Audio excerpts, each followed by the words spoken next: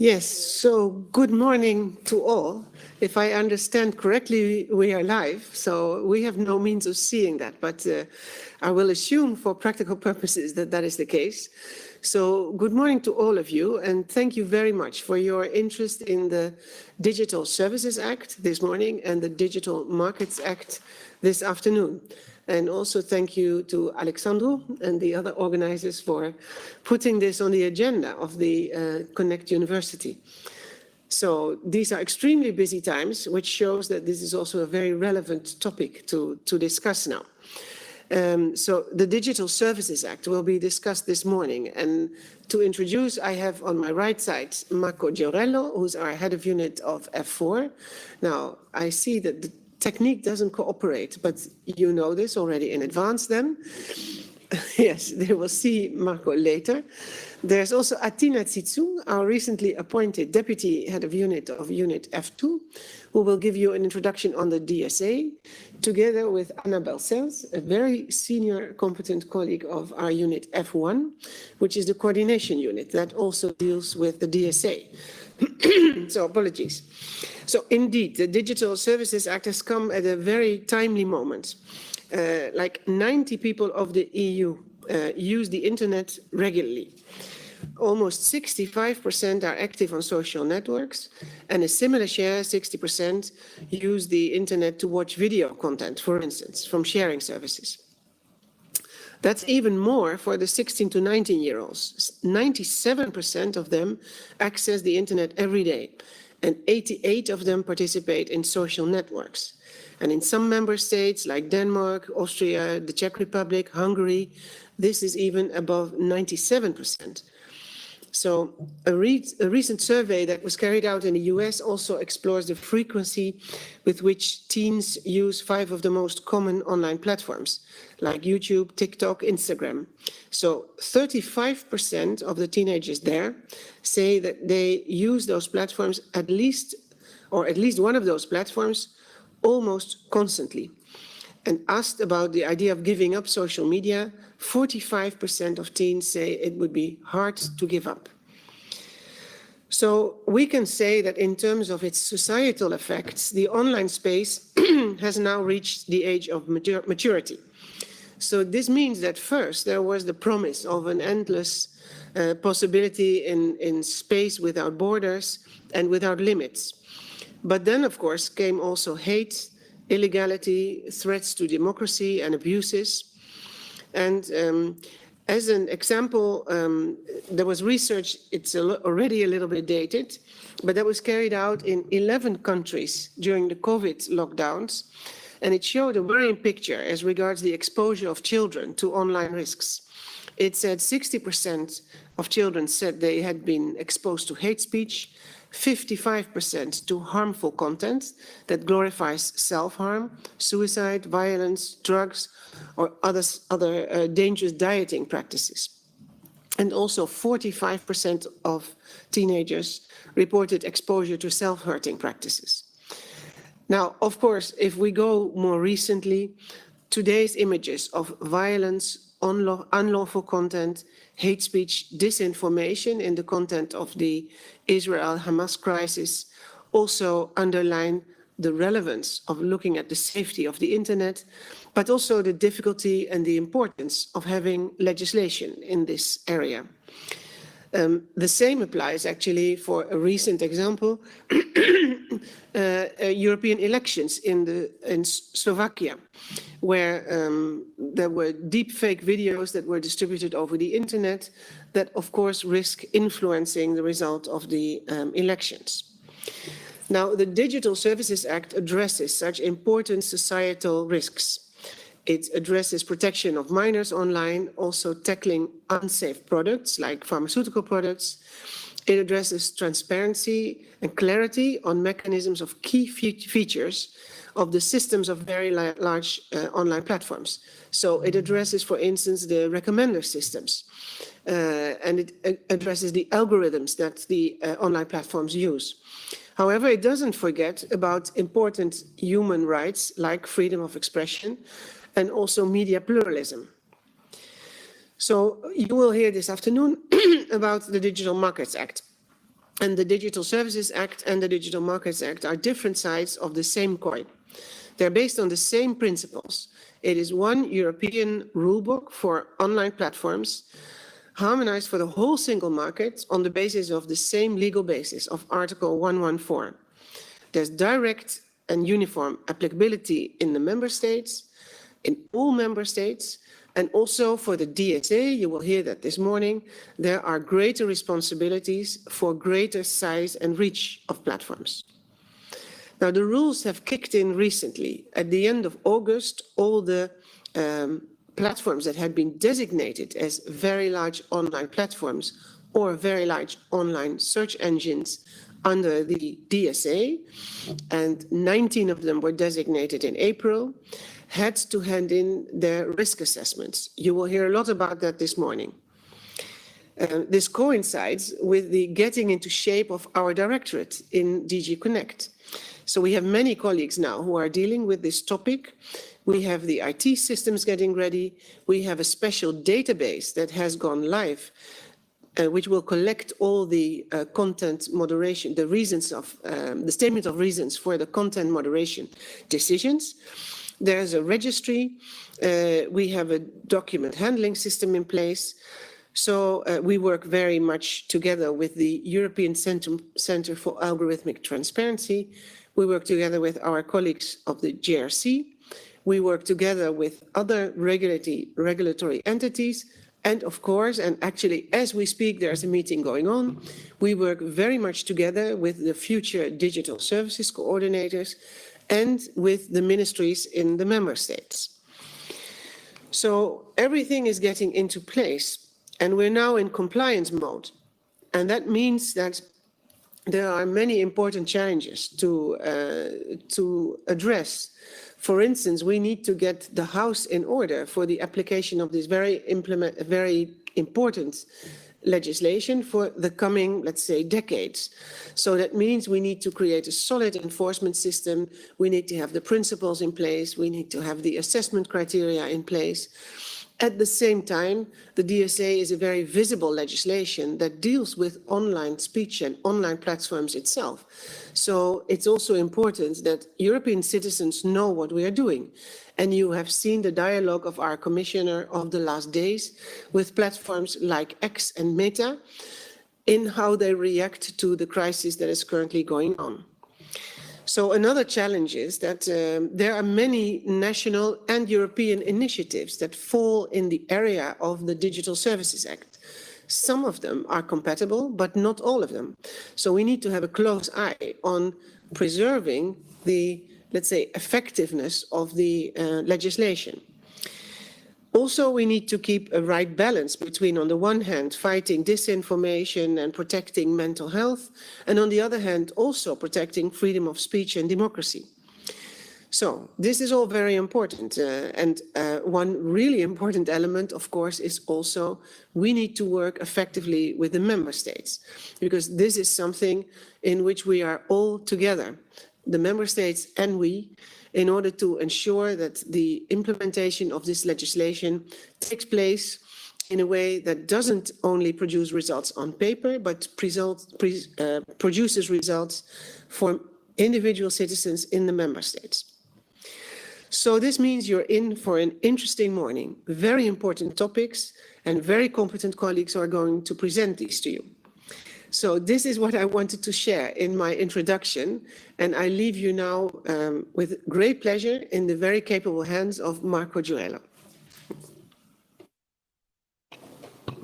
Thank you very much, Rita, and I think your introduction was particularly good because we will come back to a lot of the points that you described together with my colleagues in the course of the morning. Basically, before I start with dipping, more in details into the DSA, and personally, I will, present you a little bit the origins of the DSA and the reasons why the Commission decided to regulate this matter. I would like to just highlight a couple of housekeeping issues. The first one is that the recordings of this session, which is indeed recorded, will be available on the Digital EU YouTube channel, which is also, I understand, the channel where we are broadcasting at the moment. And these slides will be available in the Futurium platform. And also, you have the possibility, as you probably see on your screen, to ask questions. We will see a little bit, you know, when to take some questions after maybe a first couple of presentations, you know, if we can later on. So, if I can start, yeah. Sorry, I'm trying to move the slides, but can someone help me to move the slides? Yeah, okay, sorry. So basically, why do we regulate? I think it was already, you know, extensively explained by Rita. Obviously, the role that online platforms have taken, not only in the internet ecosystem, but more generally in our life, I think is beyond doubt. There are a number of important societal impacts and risks that needs to be addressed. But also there is an aspect which is very important, and I will come back to that in a moment, which is basically the importance to have harmonized rules at European level in the single market.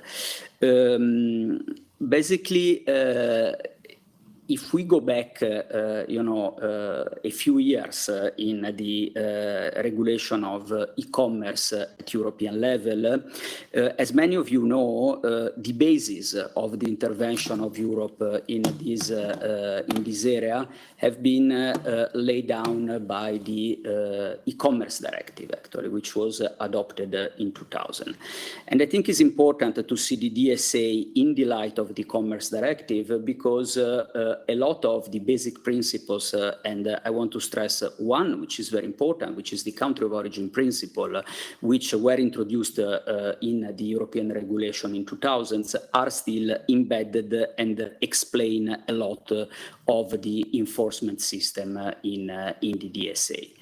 The Commerce Directive in 2000 was one of the first worldwide groundbreaking set of rules to facilitate the development of the internet, and has had as main objective, you know, the facilitation of e-commerce activities of the time across the borders in Europe. Of course, the internet of 2000 is not comparable to the internets of the 2020s. And this was the reason why the Commission decided a few years ago to embark in the reform that gave rise to the Digital Services Act.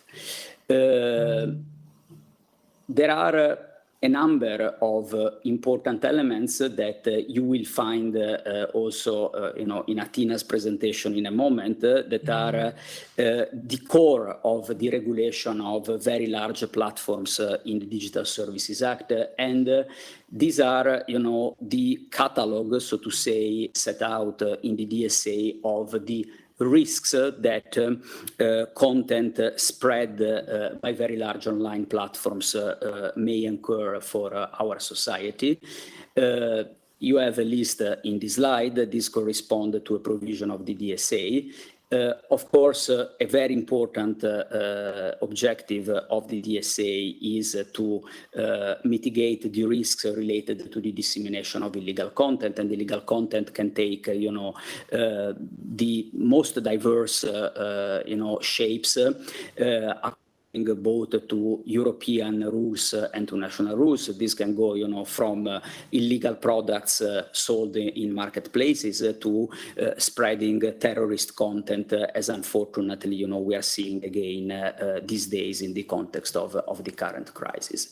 But there are also a number of other, risks which sometimes sit in between illegal content and content which may be harmful without necessarily being illegal, and that are dealt with in the DSA and relates to the protection of fundamental rights, to the protection of electoral and democratic processes, and the fight against the disinformation, but also very much something which is at the fore actually of a lot of discussions, not only in Europe but worldwide, which is the protection of minors and the protection of mental health when all of us, but even more our children, interact actually with the social networks and platforms online. So this is, a taste of the reasons why we wanted to go beyond a liberalization type of intervention in the internal market context, such as the one that was set out in 2000 by the Commerce Directive, and we decided to propose legislation to tackle these broad, major systemic risks that the platforms present in the current situation. I have now on the screen a slide which illustrates what I mentioned before, which I think is quite nice to see. So the difference basically between the internet of the years 2000 when the Commerce Directive was proposed and the internet of today. So you see how the ecosystem has become richer and more complex over time, thus justifying a different type of regulation at European level, which is what we have now with the DSA, but also very much with the DMA, which will be presented this afternoon. As I mentioned, the DSA still, continue in the logic of the Commerce Directive. So you will find, as I guess Athena will present in a moment, a number of provisions which were very important in the Commerce Directive, in particular the clarification of the rules on liability of internet service providers, which in some cases have been imported from the Commerce Directive to the Digital Services Act without any significant changes. But then there are a number of rules on the risk, of the mitigation of the risk that I mentioned, which of course go much farther than the Commerce Directive. And also an important element, which I think will be tackled later in the morning by my colleague Anna, is the framework for the enforcement of the new rules, which, while still based to a large extent on the principle of country of origin, which was in the Commerce Directive, now gives important, unprecedented powers to the European Commission in the regulation of the very large online platforms and the very large search engines. And this is something which is very new, very important. The Commission never had before such important role as a regulator, basically, of the internet ecosystem. And this is now, what, brings us really in the front line in the enforcement of these new rules, as we will explain in a moment. A few words before giving the floor to Athena on the history behind the Commission proposal, which then led to the adoption of the Digital Services Act by the Parliament and by the Council. I already mentioned that the overall framework for the electronic commerce was for many years determined by the e-commerce directive adopted in 2000. But I think it's also important from an historic perspective to flag that in the last 10 years, the discussions about the need to update the Commerce Directive and to intervene, in tackling the new challenges posed by internet service providers had developed increasingly. And in particular, the Commission had already proposed a number of soft law instruments in the late 2010s, tackling in particular, but in the form of communication and recommendation, the issue of illegal content and what we call the notice and action procedures that are now regulated very specifically in the DSA, but they were not regulated in the Commerce Directive and therefore were the subject of the communication and the recommendation on illegal contents that you see mentioned in these slides. The pressure, basically, to go further than the soft law in updating the Commerce Directive had continued, basically, in the years preceding the DSA. This, materialized in a number of sector-specific rules which impacted on the regulation of the Internet adopted at European level. You see some examples in this slide: the updated Audiovisual Media Services Directive, the very important terrorist content regulation, but also new rules on copyright, which all started creating a sector-specific dimension, basically, in addition to the Commerce Directive. We had also national laws, in particular in France and in Germany, that attempted basically to go beyond the Commerce Directive, sometimes also in some contradiction, actually, with the rules of country of origin set out in the directive that were adopted over the years. And at that point, the Commission realized that it was really important to put on the table a new piece of legislation which would update the Commerce Directive and harmonize the framework at European level. And this is something very important because we now have really a single set of European rules regulating platforms, but also internet service providers more broadly, which is, I would say, a fundamental objective, of course, of our activity in the single market, which still permeates, of course, the Commission activities in this area. A final, I think, a slide, before diving deeper into the content of the DSA is to give you a little bit of a sense of the timeline. The DSA, after 1 year and a half of negotiations, entered into force in November 2022. We had a process, throughout the first semester of 2023, which led to the designation of, the very large online platforms and the very large search engines, which is the area where the Commission has exclusive regulatory and supervision competencies. The obligations on the VLOPs and VLOSE entered into force between the very end of August and the beginning of September, so 4 months after the designation, so which means that now, as regards the designated VLOPs, these rules apply, they are in force, they need to comply with them.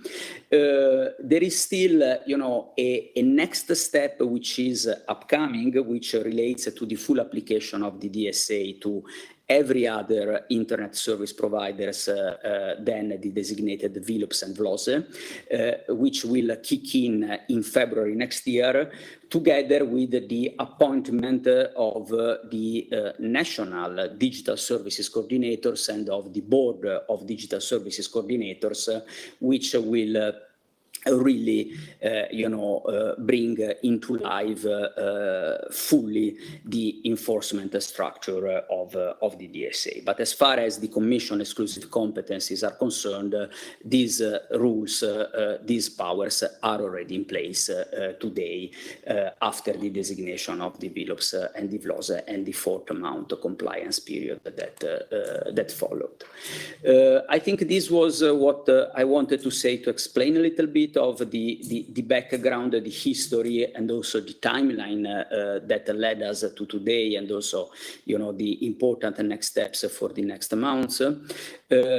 I see that there are a number of questions already in the chat, but I propose maybe to take some of them after the presentation of my colleague Atina, which will give you an overview of the obligations set out in the DSA. Thank you. And Atina, the floor is yours. Thank you, Marco. So now we will continue with a more deep dive into the actual obligations under the DSA. And first of all, I would like to talk about the scope of the DSA. So to whom, to which kind of services does the DSA apply? The DSA, the structure of the DSA sets different obligations depending on the technical functionalities of the providers. There are some basic obligations which apply to all intermediaries. And here we have three types of intermediaries in the DSA, which is very close to what was already in the e-commerce directive of 2000. Depending on the functionalities, on the technical functionalities, we have mere conduits, we have caching services, and we have hosting services. Just to mention a couple of examples, here we would put the internet access providers and domain name registries. The next category is the hosting services, which are services which store content at the request of the recipients of service. And here some typical examples would be cloud services and web hosting. The next category is online platforms. And online platforms are those hosting services which are also disseminating the content to the public. Here we have the typical examples of online marketplaces, app stores, collaborative economy platforms, and the social networks that we all know. The next category is the very large online platforms and search engines, which are the online platforms which have more than 45 million active users in the EU.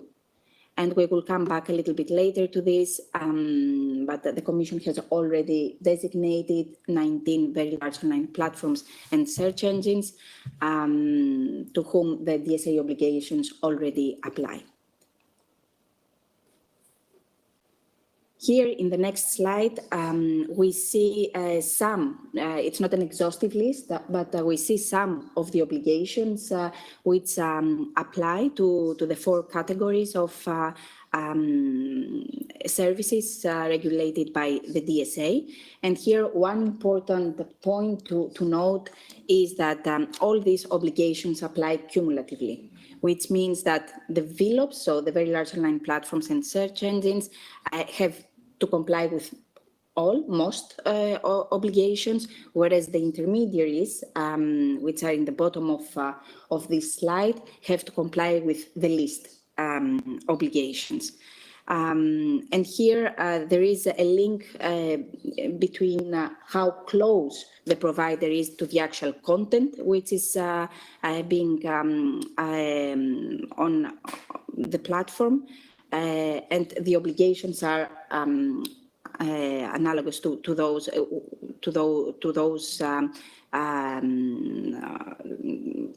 services which are the closest to the content. So maybe just to mention a couple of examples for the intermediaries, they have the obligation to appoint a legal representative in the EU in case they are not established in the EU. They also have to appoint points of contact for their contact with both the authorities and the Commission, but also citizens and consumers. Another obligation that they have is to have clear terms and conditions and to inform their users of any changes which are being implemented in their terms and conditions, and to enforce the terms and conditions in a diligent manner.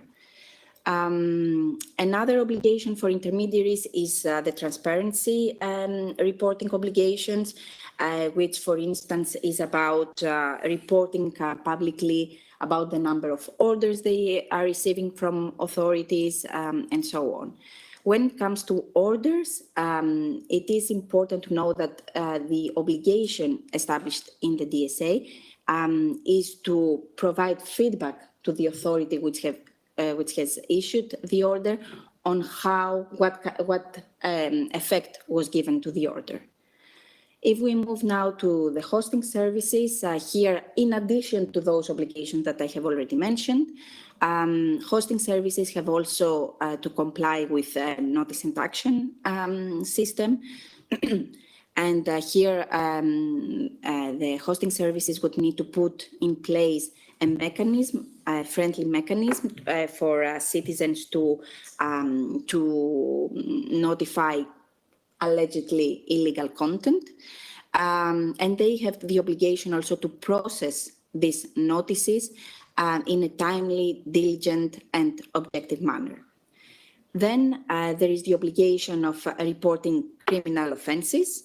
Here, this is an obligation which is quite similar to an obligation under the terrorist content online regulation, whereby hosting services have to, when they become aware of a suspicion which involves a threat to life or to safety of a person, they have then to notify this to the digital services coordinator of the member state where they think that it is the most relevant for the specific content, or to Europol.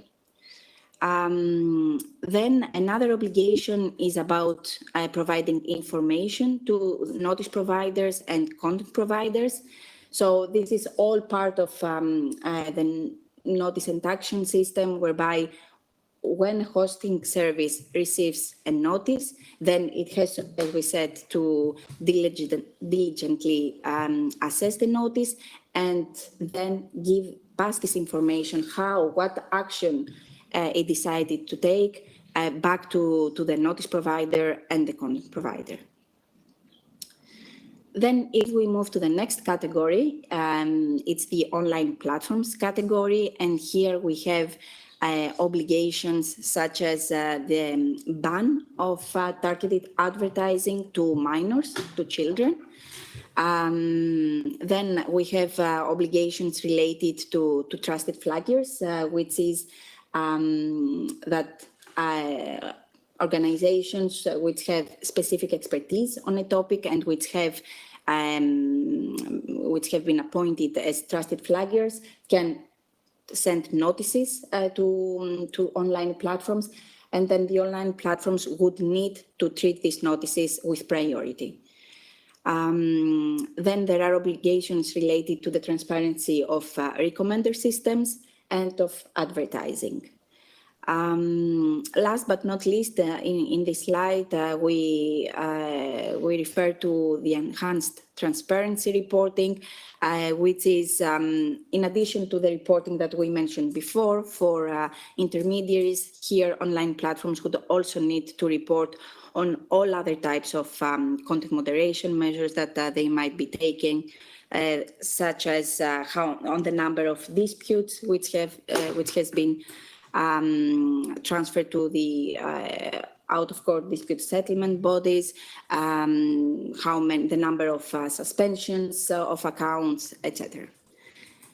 Then the last category is the very large online platforms and search engines, which has the most burdensome obligations, because they are also proportionate to the impact that they have on society and to the risks that their services might be bringing to society.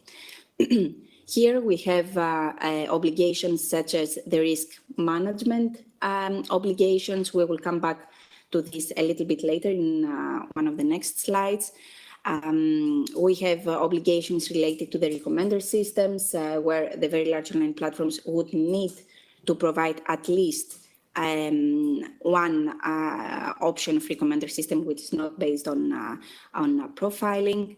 Then we have the obligation to put in place public ads repositories, so ads libraries. There is the obligation to give access to researchers and authorities, to vetted researchers, which for the sole purpose of doing research which will contribute in the better understanding of the systemic risks that these platforms might be carrying. Then there are some additional transparency reporting obligations and an obligation to put in place a compliance officer for the purposes of the DSA.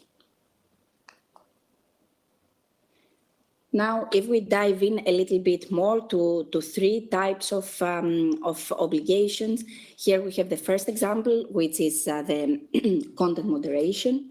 As I already mentioned, now after the DSA has entered into force, online platforms would need to put in place a notice and action system, whereby the citizens can easily, in a friendly way, for them, send notices to the platform, justifying why they consider that specific content is illegal. Now, the illegality of the content will always be based on national law or on other European law. Then there are also certain content moderation obligations in the DSA, which are about the incompatibility with the terms and conditions of the platform. And then we have also, of course, the notices which reach the platform via the trusted flaggers, and which need to be treated with priority. Then the platform would need to assess these notices and then take a decision on whether it should take down the content or whether the content should remain online. Then this feedback would need to reach the notifier, the notice provider, and then depending on whether it is a satisfactory outcome or not, then there are multiple choices for the notice provider, either to challenge this decision before courts. But of course, we all know that this can be a lengthy process. That's why now the DSA is putting in place additional ways to challenge the decisions by online platforms. One of these ways is the internal complaint handling system that online platforms would need to put in place. Another one is the out-of-court dispute settlement bodies, which will be appointed by the DSC, the Digital Services Coordinator, where the body is established once the DSCs are in place, therefore after 17th February 2024.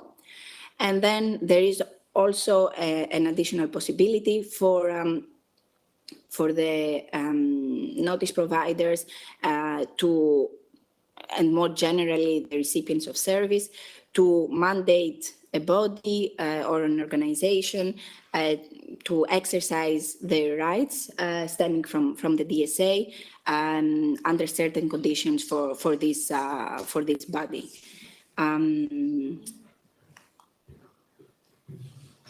Then the next obligation that I would like to talk about is the Know Your Business Customer obligation, which applies to online marketplaces, which are online platforms allowing traders to go into contracts with consumers. And here, under the DSA, the online platform, the marketplace, would need to gather additional information about the identity of the traders, whether they are registered in a public registry or a trade registry, their telephone number, their full name, and so on. And then at a best effort way, they would need to assess whether the information provided by the trader is reliable and complete, and then display certain of this information to consumers in their publicly available interface.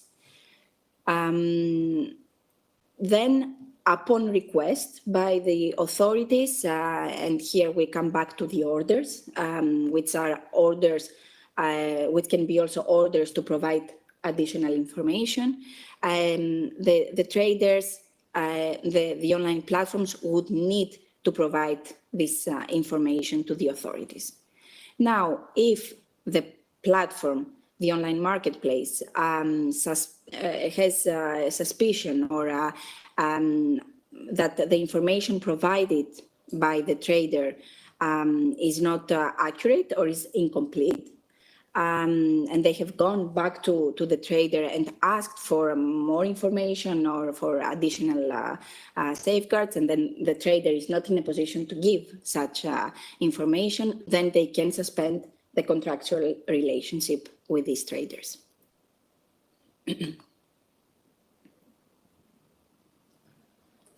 Now, the last obligation I would like to talk about is the risk management cycle, which, and here in the slide, we see a little bit the timeline.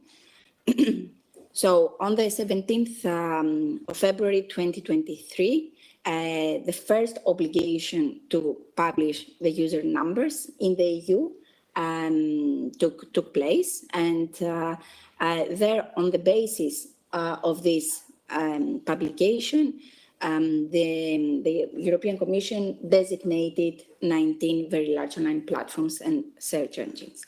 Now, this obligation to publish numbers, meaning the number of active users in the EU, is a recurrent one. Every 6 months, online platforms need to do this. So now we are already past the second such publication, which was on the 17th of August. Now, 4 months after the designation of the online of the very large online platforms and search engines, which took place on 25th of April, all the obligations started applying for vis-a-vis those designated services. So 4 months after 25th of April takes us to end of August. And then the designated services, by that time, they had to complete their risk assessment, which is an exercise assessing the risks, that the systemic risks on their platforms, and the DSA gives a list of such risks which relate to the dissemination of illegal content, and they relate to the protection of fundamental rights, as well as public safety and civic discourse and electoral processes. So they had to assess these risks and then submit without undue delay to the Commission the risk assessment report. Now, after this risk assessment report has been submitted to the European Commission, There is a cycle following because on the basis of the risk assessment, then online platforms will need to adopt mitigating measures, meaning that depending on the risks that they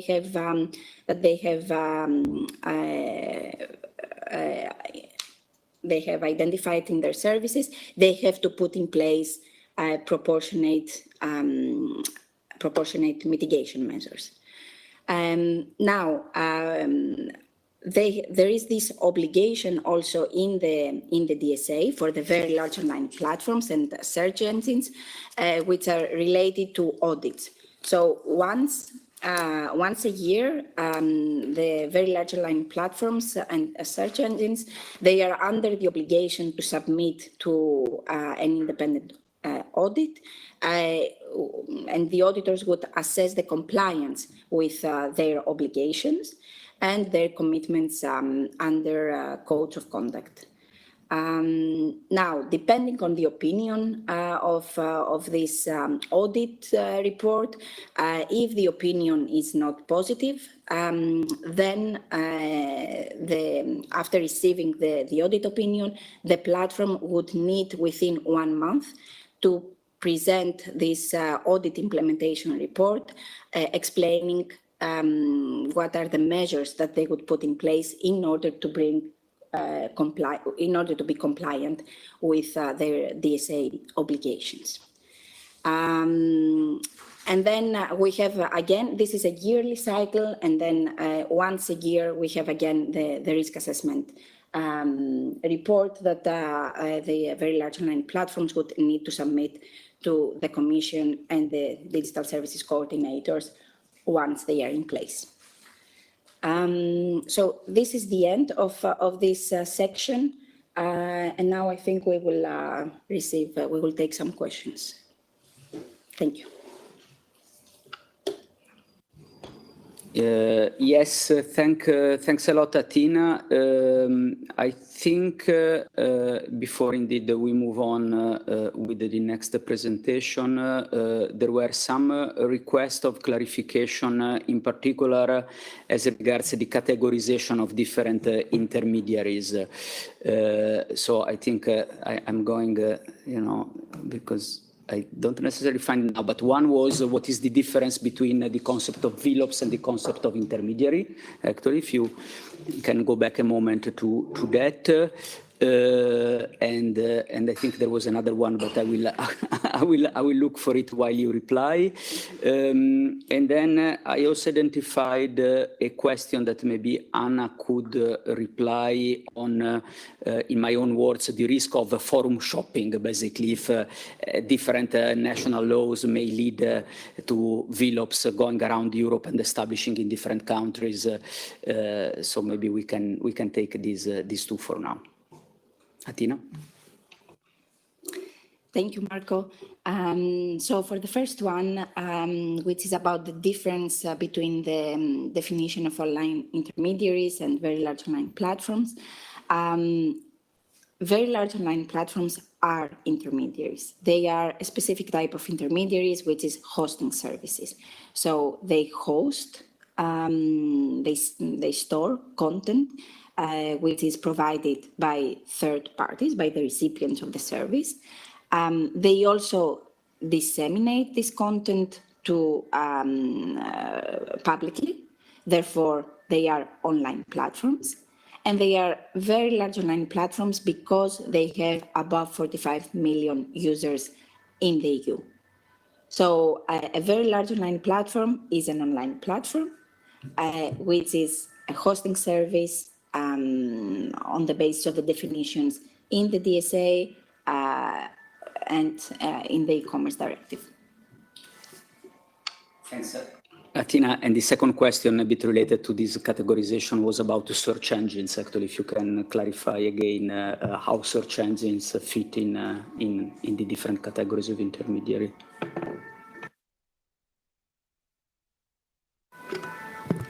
So again, here there is a definition of search engines in the DSA, which is quite similar to the definition used in the platform to business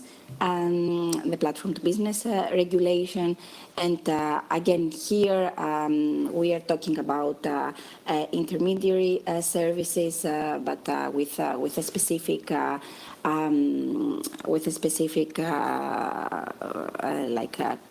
conditions which are setting, which are so it is an intermediary service, but then it complies with specific conditions set out in the definition of search engines in the DSA.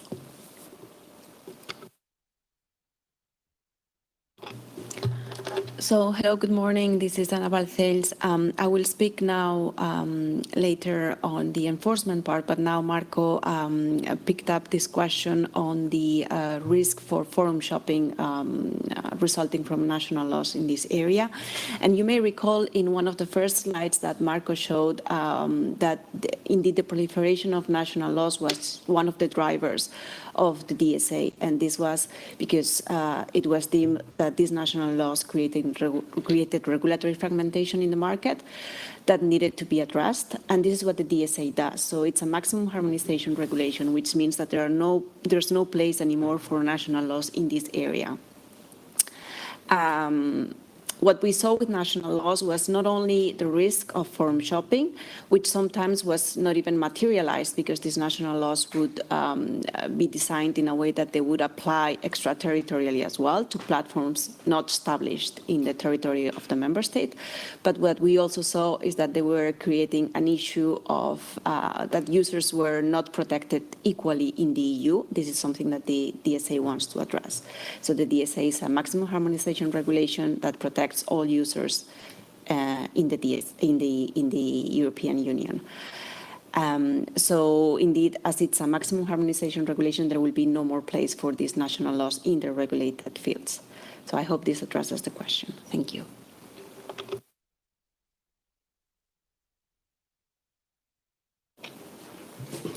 Thank you, Anna. Maybe we take one more before moving on, which was, how the appointments of trusted flaggers will work in practice. So, Martina?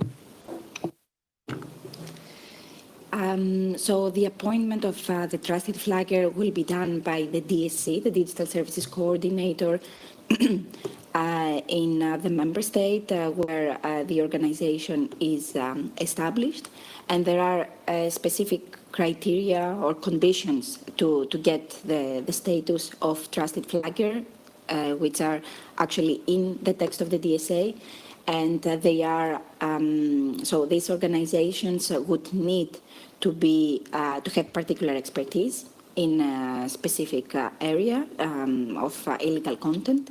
They would need to be independent from the provider of online platform, and they would need to carry also out their activities for the purposes of submitting notices in a diligent and objective way. So there are these criteria. The DSCs would need to be in place before any trusted flagger can get the official status of trusted flagger under the DSA. And the appointment would be by the DSC where the trusted flagger is established. Thank you, Atina. Maybe one comment and a reply for me on some questions, and then we move on with Anna's presentation. I have seen now in the chat there are a few questions about specific companies, about legal cases which are pending, before the European courts. I'm afraid we are not able actually to comment on this specific situation situations in the context of today's events. So thanks for your understanding. In general, I can reply in general terms to a question about how the platforms, the developers in particular, have reacted to the designation to convey the sense that the process is working. So basically, we have mentioned a couple of times the obligation of the designated entities to submit their risk assessment reports to the Commission by the end of August, beginning of September. We have received them, we are analyzing them, and we are getting ready basically to engage with them on this and more generally on the compliance with their obligations. That said, I would propose that we move on with Anna's presentation, which, if I remember well, deals with the enforcement structure of the Digital Services Act. Thanks. Thank you, Marco. And again, good morning to everybody. So yes, my presentation will deal with the enforcement structure of these new rules under the DSA. Maybe I can get just the remoter to pass the slides. Thank you so much. Thanks. So indeed, it's not enough to create the rules. We need to make sure that these rules can produce the effects that we want them to produce. And in order to do so, we need to create a strong supervision and enforcement framework. And the DSA has done that around these three main actors. So one is at national level, second one is the cooperation, and the third one is the European Commission. So going more in detail on those three actors, the first one is the member states. So member states are competent for the supervision and enforcement of the rules for the intermediary services that are established in their territories. And this also includes intermediary services that may be established in third countries, but they have appointed their legal representative in the territory of the member state. And again, this has some limitations when it comes to services that have been found to be above the threshold of the 45 million users and have been designated as very large online platforms or search engines. And we will see this in a bit.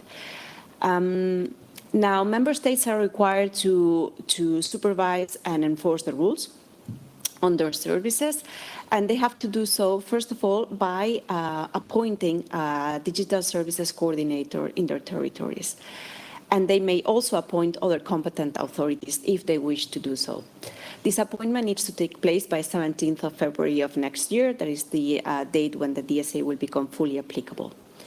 One important issue to keep in mind is that these digital services coordinators and any other competent authority that is appointed, they need to be independent.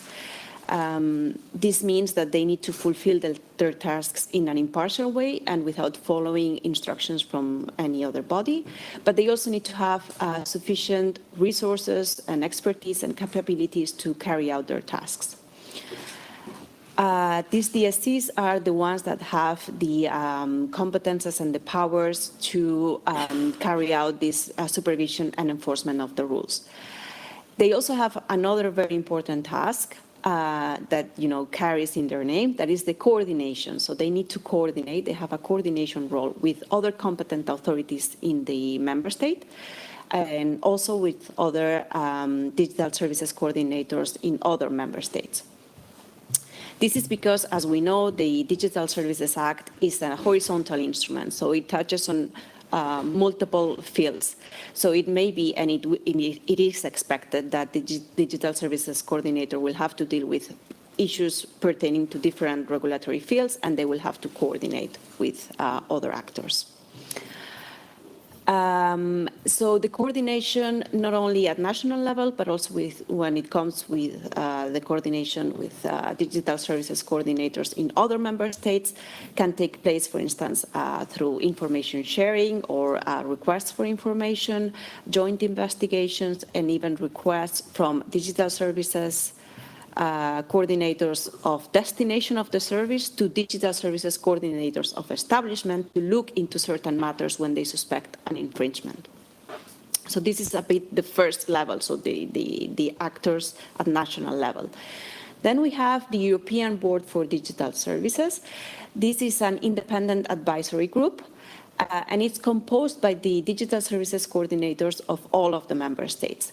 So there was a question on this in the chat that I saw on how the independence of the board is ensured, and this independence of the board stems from the independence of the digital services coordinators at national level. It is also chaired by only chaired by the Commission. And despite the fact that the board is established in the DSA itself, it will only become operational as of 17th of February of next year. And this is because it is composed by the DSCs, the Digital Services Coordinators, and these only are required to be appointed by that date. So again, this is a support group. It will support the DSTs, it will support the Commission in the supervisory and tasks and enforcement tasks, and it will also ensure a consistent application of the DSA across the EU. There are certain specific cases in which an opinion of the board is mandated or information to the board is mandated, and this is specified in the DSA. And finally, the European Commission. So indeed, the European Commission has a specific role as enforcer of the rules for the platforms that have been designated as very large online platforms or search engines, because they are deemed to meet the threshold of the 45 million users. Now, these competences are shared with member states, except for the obligations that only apply to very large online platforms and search engines because of this status. So these are the obligations that Athena was talking about when she was referring to the risk management system, when she was referring to the crisis protocols, to the data access to researchers, all of these obligations that only apply to the bigger platforms, they are the enforcement is reserved to the Commission. The Commission may also advise on disputes between digital services coordinators, and then it can also intervene, or it's supposed to intervene also at the request of digital services coordinators. So it may act on its own basis, but also when it is required to do so by the digital services coordinators. Now, this, of course, is the theory. Now, what does this mean in practice? What are the preparations that are being carried out in order to be ready for these new roles as enforcers? And this is in the next slide when it comes to the European Commission and what we are doing to get ready for this new role as enforcer of the rules. As you can see, and as Rita also mentioned at the introduction of this session, we are working with the support of the Joint Research Center that will provide evidence-based science and knowledge. And very recently this year, we have also inaugurated the European Center for Algorithmic Transparency. This is part of the JRC, but it really has packed all of the scientific and technical expertise that we need to enforce these new rules, and its tasks is precisely to support the Commission for the supervision and enforcement of the rules vis-a-vis VLOPs and BLOSs. And then, of course, here based in Brussels, we have the new Directorate F of DigiConnect. It's been called the Platforms Policy and Enforcement, the Platforms Directorate. We are in the process of building our capacities. There was also a question on what are we still doing to get ready for the role. So we are not done yet, but at the moment we have more than 150 colleagues that are working on these specific issues. This is the core of our work. And we combine different profiles. All of those are needed for the enforcement of these very complex rules. So data scientists, lawyers, economists, policy experts, engineers, etc. This is on the side of the Commission. So we also need to look at the other actor, which is the member states and what's happening there. So as I was saying, the full entry into application of the DSA will only happen on the 17th of February of next year. But the preparations are ongoing because this date is getting closer and closer.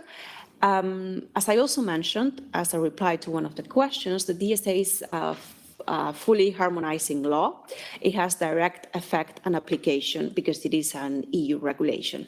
This means that it does not need to be transposed by member states, but there are certain things that member states have to do.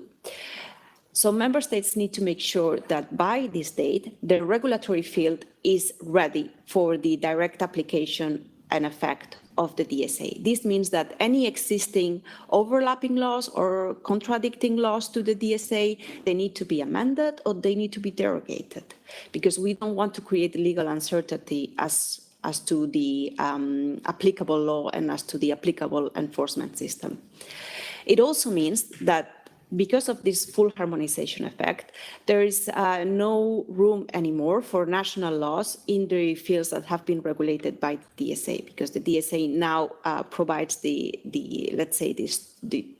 system of application that cannot be amended, that cannot be that member states cannot add on. And the second thing that member states need to do, and this is something we also talked about, is appoint their digital services coordinators or their competent authorities, if there are any. So we are working closely with member states to make sure that they do appoint their DSCs in time and that these DSCs are indeed independent. But at the moment, these are a bit the ones showed in the slides are a bit the authorities that are being considered for this role. Some member states are a bit more advanced than others, and these are the main authorities that are likely to receive this role. So we have media authorities, telecommunication authorities, competition, consumer protection authorities, authorities on artificial intelligence. So these are all the ones that are being considered. Some of them would be designated DSCs, some of them may receive the role of competent authorities. And a little bit about this coordination and cooperation that we were also discussing a bit earlier. The Commission is in regular exchange with the member states. We are working closely together already now in order to make sure that we are all ready by 17th of February of next year. And we do so in different fora. One of them is the Digital Services Expert Group. They have regular meetings, and one of them is taking place this afternoon. We also have the DSA Advisory Committee. This DSA Advisory Committee is also established in the DSA, and it is composed by representatives of the ministries competent for the DSA in their different national regulations, so in the member states. And they are also helping us in the comitology procedure for certain implementing acts. We also have some informal meetings. Rita also mentioned that with the future DSCs. So when there is sufficient clarity that a certain authority is going to be appointed as a DSC, but maybe the national legislation is in the way but has not passed yet. Well, we are happy to also meet with them and start the cooperation that will one day become the board. And in fact, as we speak, there is one of these meetings is taking place now. And then some bilateral exchanges also with member states at their request whenever they need support, whenever they need clarifications. We are always happy to meet with them. And then, as I was saying, the Commission is also getting ready itself, and we are also building our capacity and our expertise together with DSCs and the board, the future board. So we are doing so by encouraging the secondment of member state personnel in the Commission. We are happy to receive experts from member states. We are also trying to assess the systemic and emerging issues across the EU, and in order to do so, we are getting assistance from other union body offices and agencies. So this is all very important because indeed it is not a role that we can take just ourselves. We need the support. We need to work together because many of these issues are cross-border issues. Many of these issues are indeed rapidly changing, and so there is also some provisions in the DSA that allow the Commission and the member states to do so, specifically Article 64 of the DSA.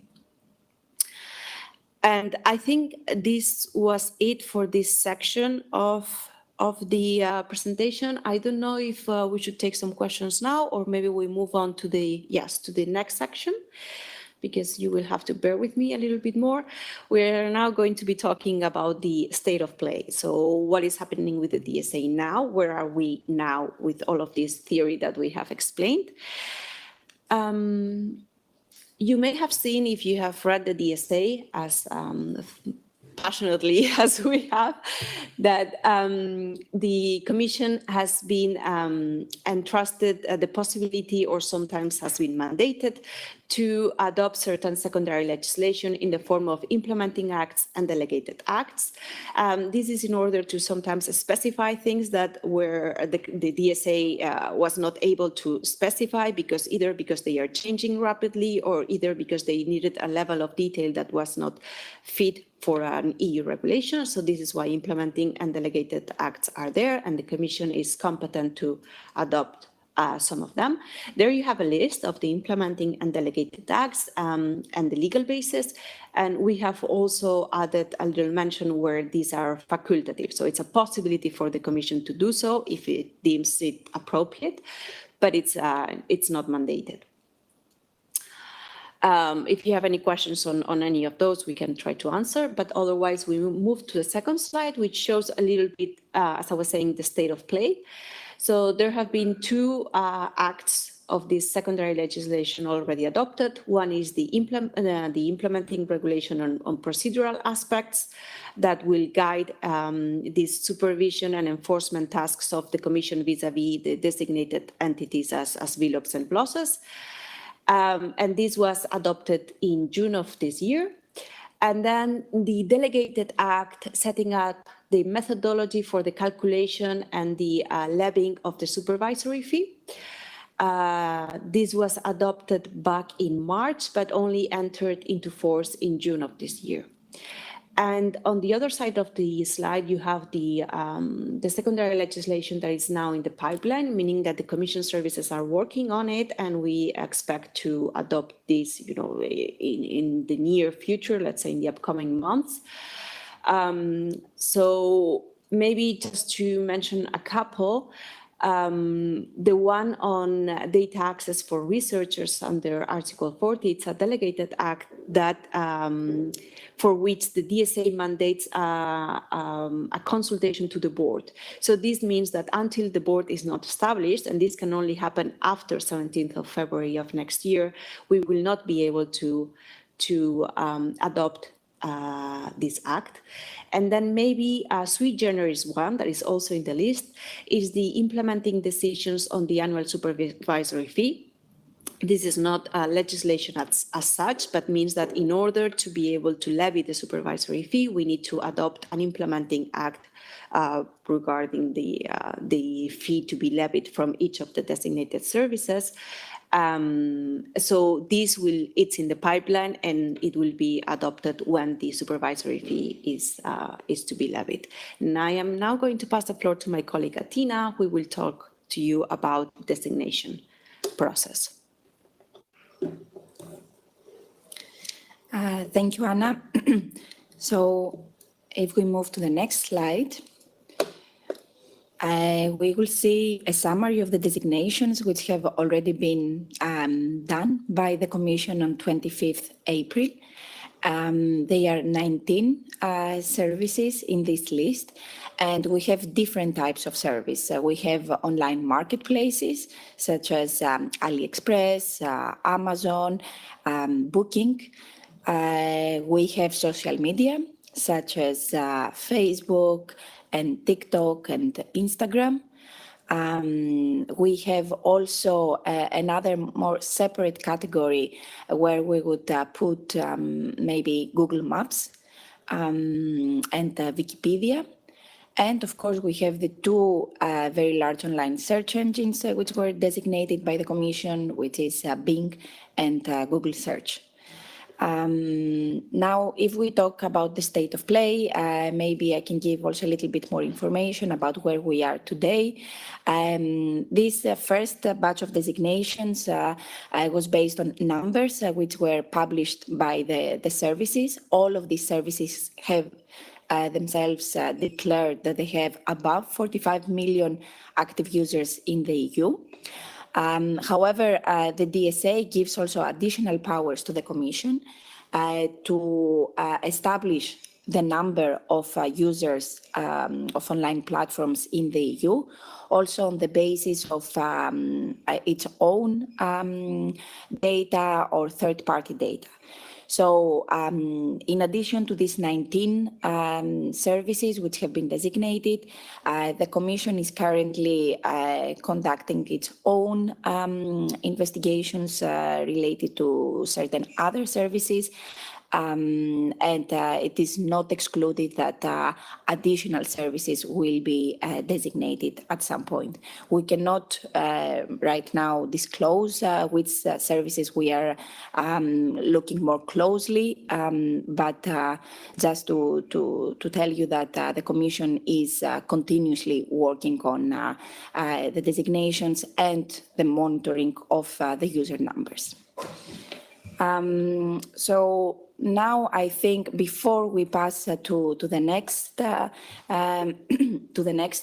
section, which is more about the international aspects of the DSA, maybe we can take some of the questions that you have been posting.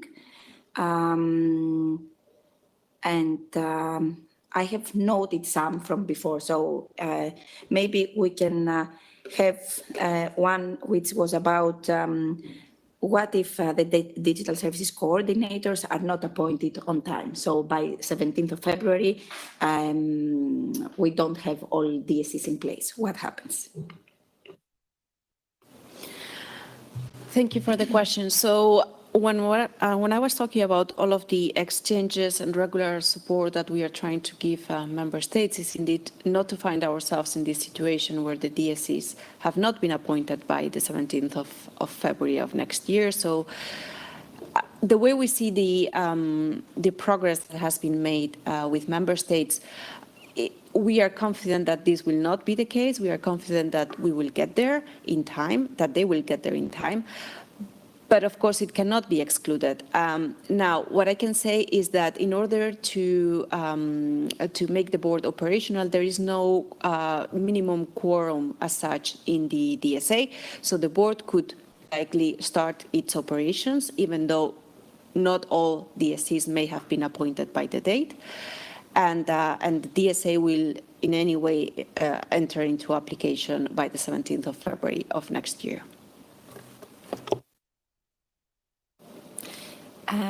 There was also an additional question which was about the differences between national laws and whether this can influence where platforms which are not established in the EU will choose to establish. Would you like to take it? I think I replied to maybe this one or a very similar one. Indeed, forum shopping could have been a concern.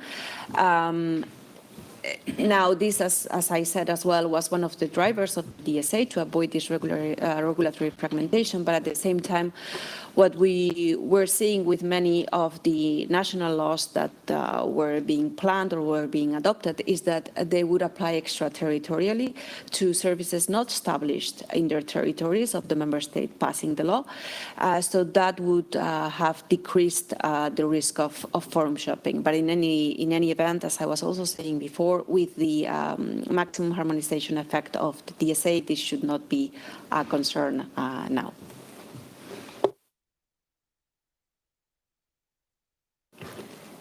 Great, thanks a lot. And maybe we take one last question before we give the floor to Menno Cox to talk about international. There was one question about how the DSA is regulating harmful content. Here we would need to make reference to the obligation of risk assessment under the DSA, where very large online platforms and search engines, they would need to assess also risks which might not relate directly to illegal content, but they would need to assess risks that harmful content can bring to society, and what is the role that their service is playing in the dissemination of this harmful content, such as, for instance, disinformation. And then on the basis of this risk assessment, then they would need to put in place appropriate and proportionate mitigation measures, so that they ensure that the risks are mitigated properly. Maybe on that note, now I give the floor to Menno Cox, who is the head of sector for international affairs. Thanks. Thank you very much, Athina and colleagues, and good morning to all.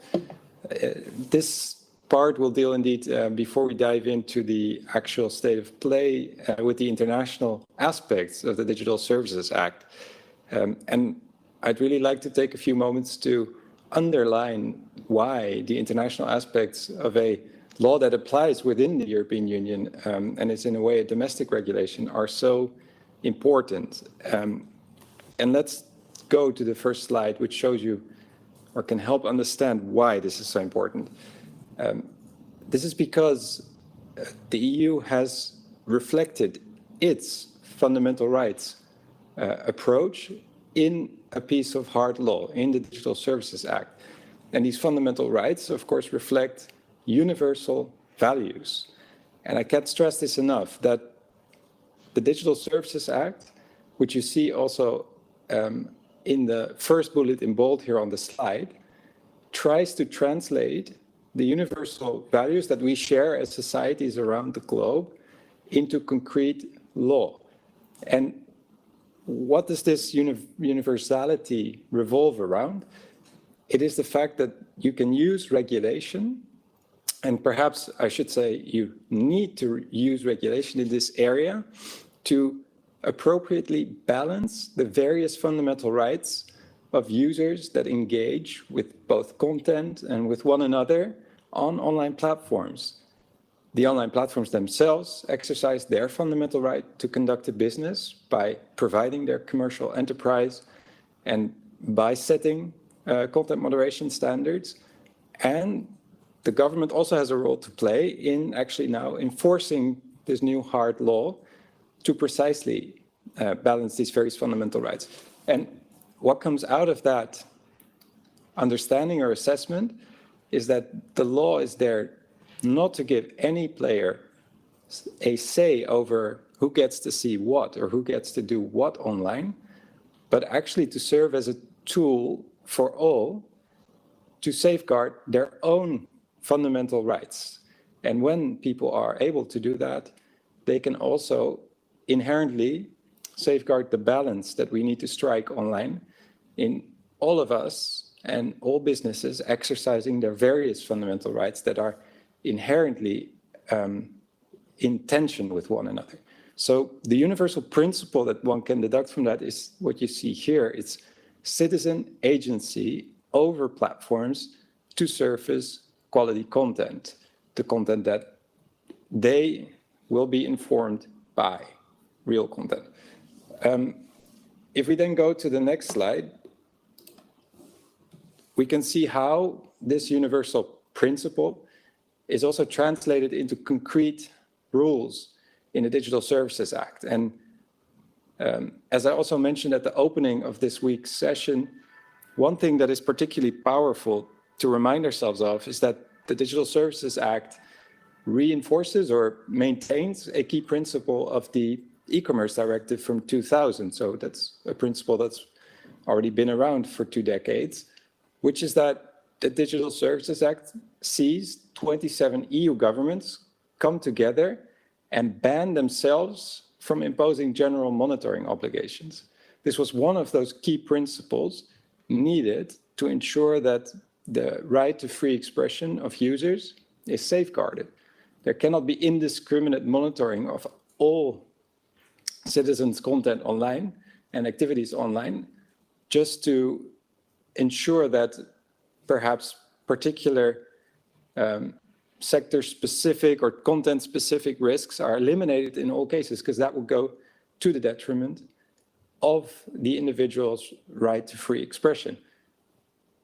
So that principle is maintained, together with the shield from intermediary liability, as you will have heard earlier in the session today, for online platforms. They too will be able to continue operating their business model, which relies to some extent on that shield, whereby they can actually host millions and indeed billions of global users without having to engage in prior scanning or monitoring of content. Now, these principles are maintained, and regardless of the compliance with those principles, entirely new due diligence obligations are imposed on platforms precisely to recognize that we need to move past the debate of, does a platform do everything or nothing?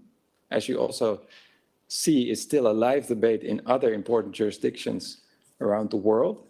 We need to accept that we massively adopted this business model, that is the online platform business model, and that we need real solutions for citizens to be able to use it in a safe way while maximally respecting freedom of expression. So that's the second bullet. You see that this system of asymmetric obligations for online platforms come without undermining the key principles above, the liability shield and the ban on monitoring obligations.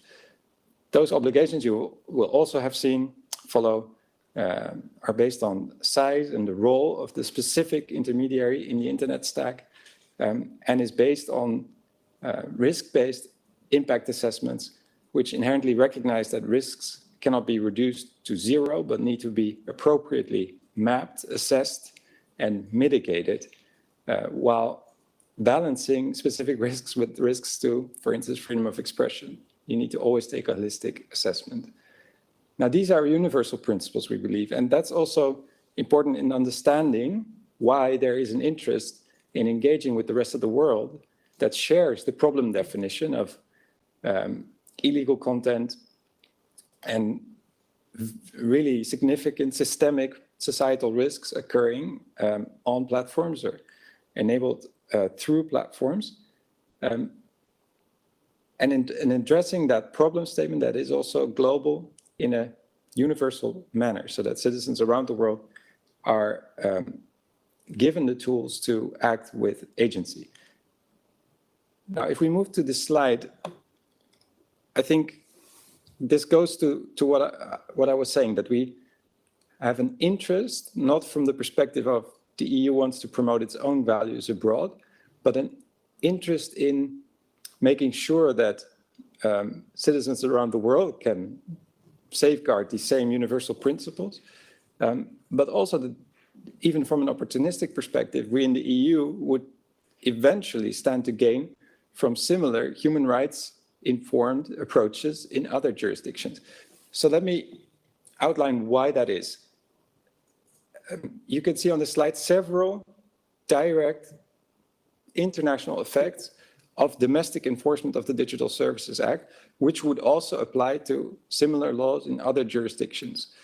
Now, the first bullet is something that is specific to the European Union, and that is that we, of course, are an internal market of 27 member states, and there is already an element of international cross-border service provision here. And with the passporting right included in the Digital Services Act, there is, of course, a benefit for platforms that will have to respect the home regulator and answer to the home regulator, or in this case, for the largest platforms, the European Commission, in order to seamlessly operate across borders within the European Union. But then think about the implementation of the obligations of the DSA in the EU. Even or if you look just at the risk assessment cycle, this comes, of course, with a mandatory auditing cycle as well. And for this, specialized auditing capabilities in industry will need to be built up. And that inherently, of course, benefits the globe as it would also benefit us. specialized auditing skills that are really developing as we speak are crucial precisely for that citizen agency. We need to understand how recommender systems and other algorithmic systems of online platforms work, what we know and what we don't know, and where we need more research so that we can continue to make informed decisions. We as a newfound regulator are gaining experience with enforcing the Digital Services Act in real time, which of course can be shared. And eventually, for consistent enforcement around the world, you could even think of enforcement cooperations as we see in other areas with jurisdictions that apply similar rules. And the Digital Services Act requires both online platforms, but also other stakeholders in the online ecosystem to report publicly about their work. And it's important to pause there for a moment. The DSA doesn't just oblige online platforms to make public their risk assessment reports, to host ad repositories, and have many more transparent reporting. It also imposes transparency obligations, for instance, on trusted flaggers, so that society knows which are those that are certified, what are they doing, and are they doing their work with the required level of expertise and without overstepping their own role. So it's really an ecosystem approach, and all of these reports are public for the world to benefit from, even if they relate to EU data.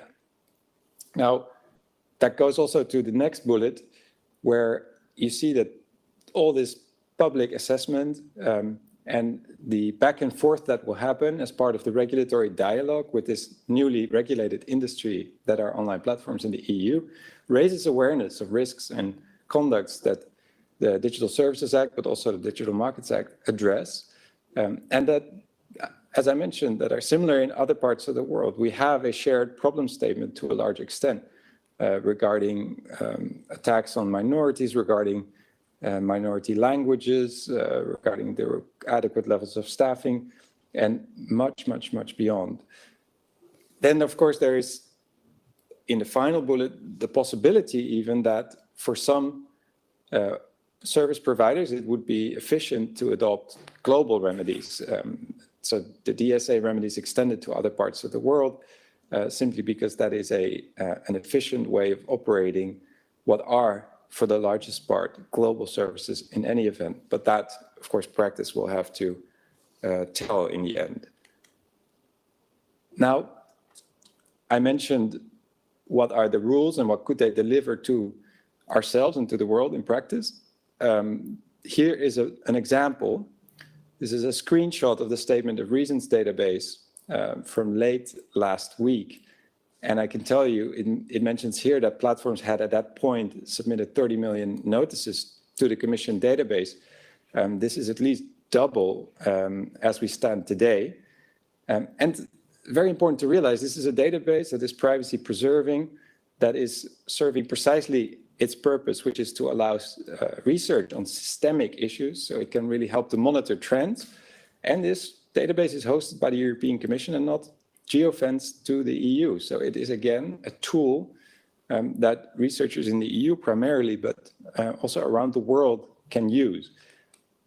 Similarly, this goes back a bit longer. This is a workshop on the Digital Markets Act, actually, from February this year, where stakeholders of the designated gatekeepers in that case were involved as part of a preliminary regulatory dialogue, similar to what we will have on the Digital Services Act, tested compliance solutions offered, in this case, by Meta.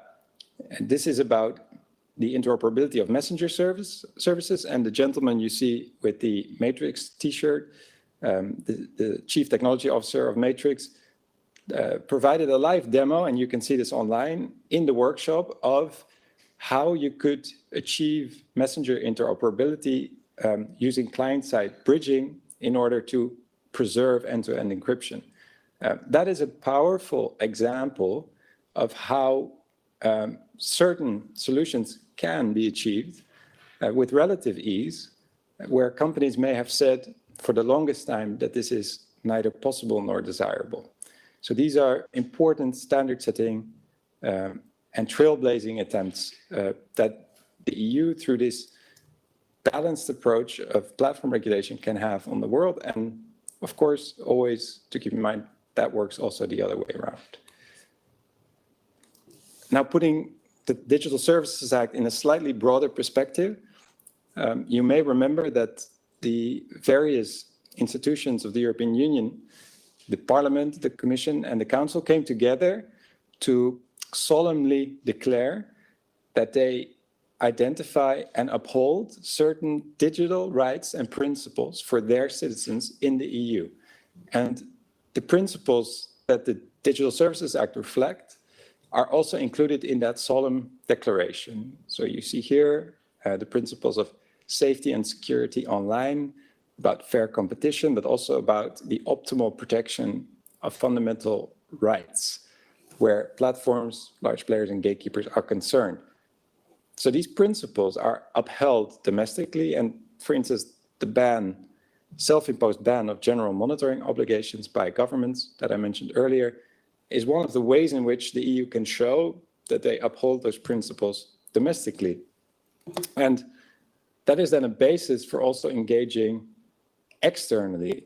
And the Council has, of course, adopted digital diplomacy conclusions multiple times now, and has really set out to adopt an EU, Team EU, so the 27 member states plus the European Union, approach in their external relations, whereby they promote what they uphold domestically, so their declared digital rights and principles, also vis-à-vis third parties. And one example of how the Union goes about projecting these principles also in its external relations is the Declaration for the Future of the Internet, now signed by over 90 countries, where again, the principles of the Digital Services Act and Digital Markets Act are a part of a broader set of principles for our inherently and increasingly digital lives and economies online. Now, there are other important initiatives that aim or recognize the fact that platform regulation is a global need responding to a global problem statement, but that there are important risks inherent in the whole world regulating a set of companies that are largely global in scale, and perhaps doing that in either an inconsistent way or in a way that doesn't respect fundamental rights and those universal principles that I started out with earlier. And these UNESCO draft guidelines will soon be finalized, still this month, and they reflect the same principles that the Digital Services Act translates around the whole of society approach, giving citizens agency through regulation, but also abstaining from regulation where civil society isn't able to play its part, for instance, in more autocratic regimes. So really, it promotes that regulation should always take this human-centric approach and reflect our universal values. And this is a way to engage with the rest of the world on this important problem statement, recognizing that countries will move forward and have the right to do so, but calling for global consistency. And then maybe still to mention that there are very impressive initiatives also at local level in different third countries, and our development aid colleagues are working very actively with countries such as Indonesia and Kenya on creating also national multi-stakeholder coalitions for content moderation. And such coalitions have been launched in these countries and do essential work in trying to keep users safe and informed, even in the absence of a regulatory regime such as the Digital Services Act. So also a call to look into that if of interest. I'll stop there. I think we then move to the state of play, which is indeed, as I have tried to explain, so much part also of the international effects that the Digital Services Act inherently has. Thank you.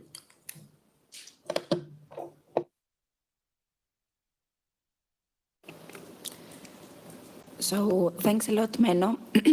There are some questions following your presentation, so maybe we can start with the one which is about the general monitoring. In your slides, I think you said that the 27 member states are banned from monitoring monitoring exercise, and then the question is, does the ban on monitoring also apply to police organizations such as Europol? Maybe you can explain a little bit this general monitoring prohibition. Thank you. Thank you, Atina. Yes, important question.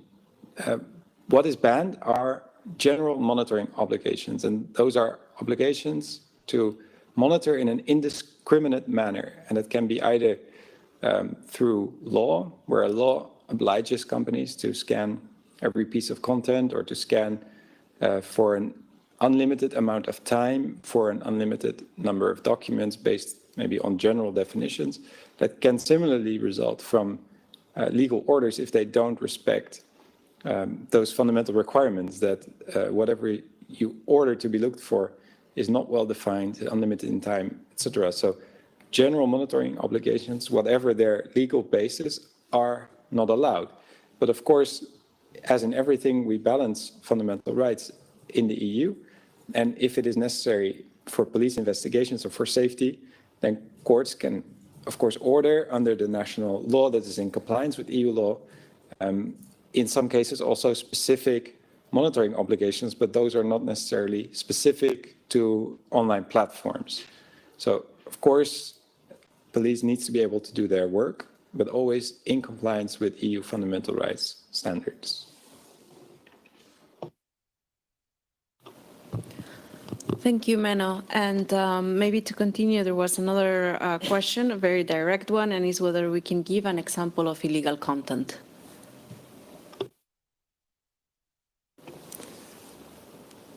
It's another important question because there's an underlying principle there about what is illegal and who defines what is illegal. And what should be said at the outset is that the Digital Services Act doesn't define what is illegal, but it reiterates the standards that we have in the EU for a human rights respecting way of criminalizing certain behavior, which we won't maybe dive into in detail, but it's national laws and it's EU law, not the DSA, but other laws that define what is illegal. And those laws need to comply with the standards that I mentioned. They need to be well defined so that everyone can understand what it is that is criminalized. And so that indeed also platforms know what type of content, if notified of that content or if becoming aware of it, they need to remove. Now, having said that, this means that any EU law or any national law that in the right way bans certain behavior or content will result in a piece of illegal content. So it really covers or ranges the gamut from illegal hate speech to child sexual abuse material, to terrorist content, for which there are also specific EU laws, to even the trafficking in illegal wildlife that can happen through online marketplaces, through any type of illegality. You can even think of short-term rentals offered online that are not in compliance with local regulations on health and safety, just to name a few examples.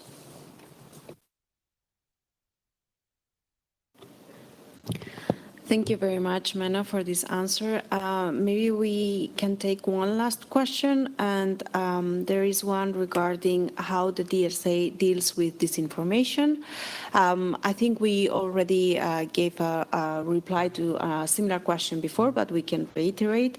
The DSA imposes some obligations, especially on the larger platforms, the ones that have been designated as very large online platforms or very large online search engines.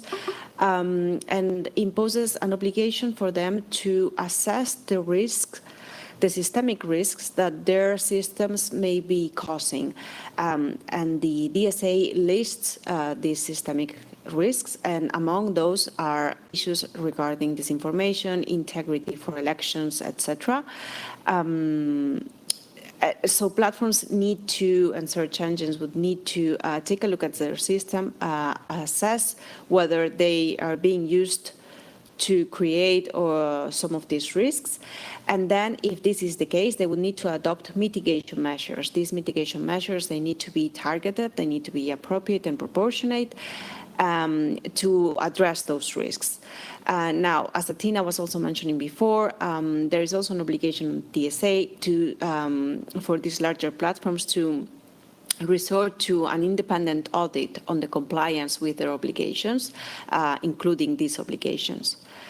And then maybe we can also mention Article 14, which is about the terms of service. So indeed, if this information was also prohibited in the terms of service of these online intermediaries, then Article 14 would require them to be transparent about this and to apply their terms of services in a way that is objective and impartial.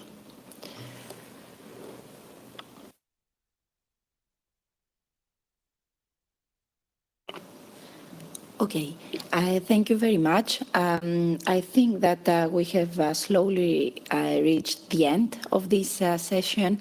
Thank you all very much for being with us today for almost 2 hours.